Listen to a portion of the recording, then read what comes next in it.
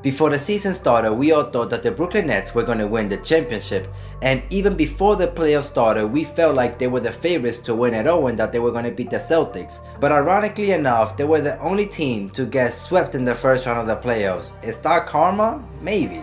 You know, the Nets just couldn't get stops when they needed to. Plus, KD had his worst stretch of games and Kyrie was just not present after game 1. While Tatum was playing like the best player in the world through that series, not only offensively but also defensively. And right now the Celtics are playing like they are the best team in the NBA, even better than the Phoenix Suns or the Golden State Warriors. I cannot think of another team that's playing better than them right now, but that's what we're going to try and find out in this video, so let's get right into it. The first thing I want to do is give Jayson Tatum his flowers because, like I said, he played like the best player in the world in that series. You know, he was just going off against the Nets with these types of performances. Plus, Tatum actually outplayed Kevin Durant not just one game, but the whole series. The only thing that Kevin Durant was doing better than Jayson Tatum in that series was rebounding the ball, as you can see here, and maybe making more free throws. But just take a quick look at KD's efficiency from the field and from 3. That's not like him at all. And then look at Jayson Tatum's efficiency. That's incredible. But why was it that Kevin Durant was not playing at the level that we're normally used to seeing? It was because Jayson Tatum was locking him up, not letting him do nothing on the offensive end. When Tatum was the primary defender on Kevin Durant, just look at how many points KD scored and the field goal percentage he had on Tatum.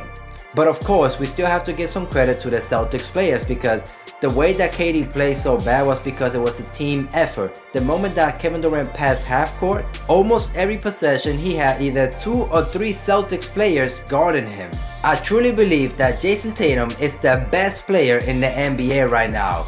I understand that there's Stephen Curry that's playing incredible, Nikola Jokic had an incredible series against the Golden State Warriors, but the way Jayson Tatum played on the offensive end and then defense on Kevin Durant makes him the best player in the NBA right now. I'm just talking about right now. It didn't matter who was in front of Jayson Tatum, you know.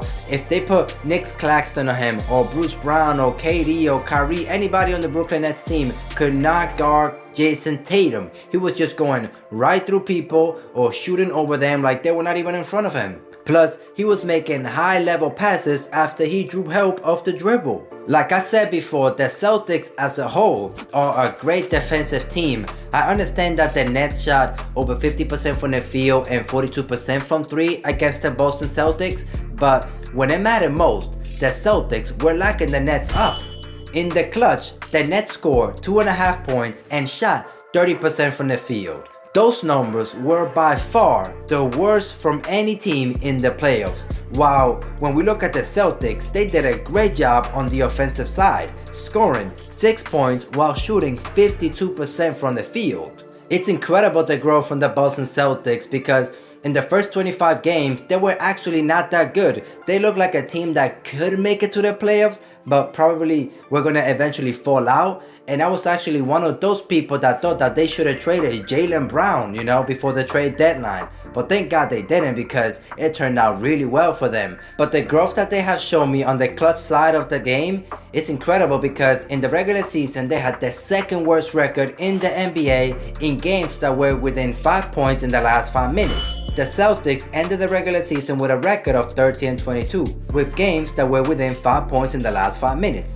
They shot 40% from the field and 26% from 3. They did score a decent amount of points, but it was still not enough since their opponents were scoring over 10 points in those games, and shot a higher percentage from the field and from 3 against them. But those stats are kinda irrelevant since, you know, in the second half of the season, they were just blowing out teams. It didn't matter who they had. If it was the Golden State Warriors, if it was the Chicago Bulls, it did not matter. They were just blowing out everybody.